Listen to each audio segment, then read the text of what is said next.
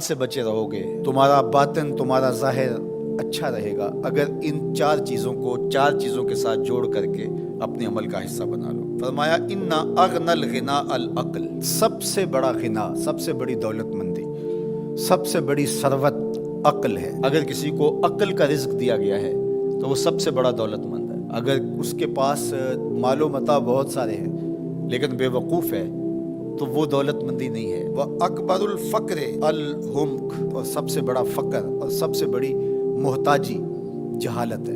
سب سے بڑی دولت مندی عقل ہے، اور سب سے بڑی غربت، سب سے بڑی غریبی اور سب سے بڑا فقر اور محتاجی بے وقوفی ہے۔ وہ اوحش الوحشت العجب، اور سب سے بڑی وحشت تنہائی عجب ہے، خود پسندی ہے، اپنے آپ کو دیکھنا کہ میں بہت کچھ ہوں۔ جو شخص اپنے آپ کو دیکھتا رہتا ہے اور وقت اپنے آپ کو ہی لوگوں کے سامنے پیش کرتا رہتا ہے بنا سوار کے، وہ تنہا ہو جاتا ہے۔ لوگ اس کی ان خوبیوں کا بھی انکار کر دیتے ہیں جو خوبیاں واقعتاً اس کے اندر موجود ہوتی ہیں۔ اگر پاؤ ہے تو اپنے آپ کو سیر نہ بتاؤ، لوگ پاؤ کا بھی انکار کر دیں گے۔ تو جو جس حالت میں ہو وہی حالت لوگوں کے سامنے ہونی چاہیے، بلکہ اس سے اگر کم ہو۔ شیخ سعدی نے ایک بڑی خوبصورت بات لکھی کہ تم برے ہو لوگ تجھے نیک سمجھیں یہ بری بات ہے، لیکن تم نیک ہو اور لوگ تجھے برا سمجھیں تو کوئی فرق نہیں پڑتا، تم اللہ کی نظر میں نیک ہو۔ اس لیے تم اگر سیر ہو اور لوگ تمہیں پاؤ سمجھے تو کوئی فرق نہیں پڑتا، لیکن اگر تم اپنے آپ کو پیش کر رہے ہو تو لوگ تمہاری اس حیثیت کا بھی انکار کر دیں گے جو تمہیں حاصل ہے۔ اکرم الحسب حسن الخلق، سب سے اچھا جو حسب و نسب ہے وہ کیا ہے؟ میں فلاں ہوتا ہوں، میں فلاں ہوتا ہوں، میں فلاں کا بیٹا ہوں، فلاں قبیلے سے میرا تعلق ہے، میرا باپ بڑا امیر کبیر تھا۔ اپنا حسب نامہ اس طرح لوگ پیش کرتے ہیں، مجھے جانتے ہو کہ میں فلاں ابن فلاں ہوں۔ سیدنا علی المرتضیٰ فرماتے ہیں بہترین جو حسب ہے جو آپ پیش کرتے ہیں وہ کیا ہے؟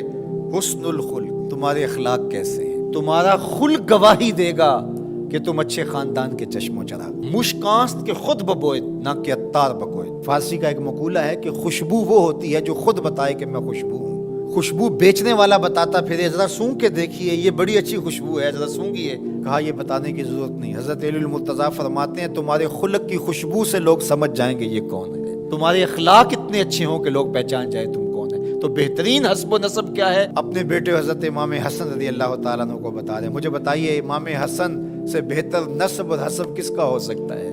رسول اللہ کی بیٹی کے بیٹے، امام الاولیاء کے فرزند ہیں، رسول اللہ کے نواسے ہیں، بنو ہاشم کے چشم و چراغ ہیں۔ تو انہیں یہ نہیں کہا کہ تم یہ بتاتے پھرنا، بلکہ کہا کہ تمہارا خلق گواہی دے کہ میں محمد کا نواسا ہوں، تمہارے اخلاق گواہی دے کہ میں نے فاطمہ کا دودھ پیا ہے، تمہارا کردار گواہی دے، تمہاری شجاعت گواہی دے کہ تم علی کے فرزند ارجمند ہو۔ اللہ اکبر۔ پھر حضرت علی المرتضیٰ رضی اللہ تعالیٰ عنہ ان چیزوں کو بیان کرنے کے بعد فرماتے ہیں یا بنیا، اے میرے بیٹے، ایاک والمصادقہ الاحمق، بے وقوف شخص کی دوستی سے ہمیشہ بچنا۔ فإنہ یرید ان ینفعک فیضرک، وہ دل سے چاہے کہ تمہیں نفع پہنچائے لیکن اپنی جہالت کی وجہ سے، اپنی بے وقوفی کی وجہ سے تمہیں نفع نہیں پہنچا سکے گا، تمہیں نقصان پہنچا دے گا۔ کہا جاتا ہے کہ بے وقوف دوست سے دانا دشمن اچھا ہے، تو وہ اسی قول کا مفہوم ہے۔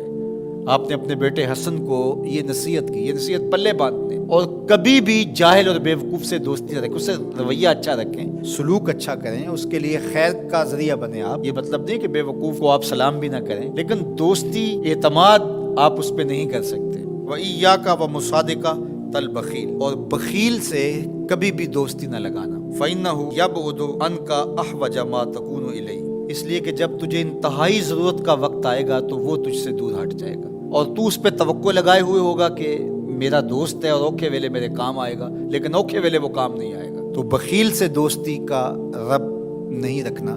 وَإِيَّاكَ وَمُصَادَقَةَ الْفَاجِرِ، بدکار شخص سے کبھی دوستی نہ رکھ، برے شخص سے کبھی دوستی کا رشتہ نہ جوڑنا۔ فَإِنَّهُ يَبِيعُكَ بِالطَّافَةِ، جو فاسق و فاجر ہے، برا شخص ہے، بدکار ہے، اس سے دوستی نہ رکھنا، اس لیے کہ وہ بہت تھوڑی قیمت میں تجھے بیچ دے گا۔